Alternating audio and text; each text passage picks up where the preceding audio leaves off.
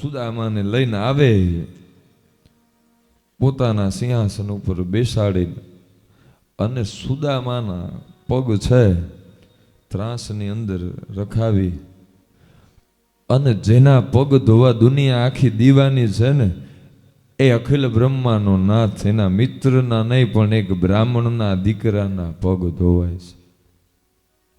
જો ઈશ્વર હોવા છતાં પણ પોતાની જ્ઞાતિનું પોતાના ધર્મનું ભાન હતું, એને અહમ નહોતો. આપણે કઈ જ્ઞાતિમાં જન્મમાં છીએ ને આપણા શું સંસ્કાર છે ને એનું આપણને પૂરેપૂરું જ્ઞાન હોવું જોઈએ. નકર ઋષિ મુનિ એના પગ ધોતા કે પ્રભુ આવ્યા, પ્રભુ આવ્યા, પ્રભુ. અને એ પ્રભુ એક બ્રાહ્મણના પગ ધોવે ખરા?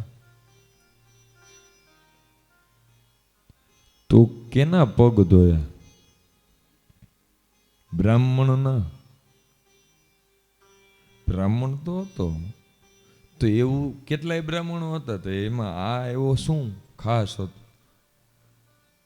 તો કે સતાનંદ જ્યારે હતો ત્યારે એને ભગવાનનું વ્રત કર્યું, બીજા જન્મમાં સુદામા થયા, અને જન્મની સાથે એક વચન હતું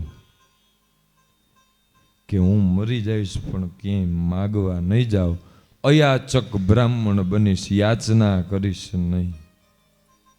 એ વ્રતનું પુણ્ય લેવા માટે એ અખિલ બ્રહ્માંડના નાથે સુદામાના પગ ધોયા.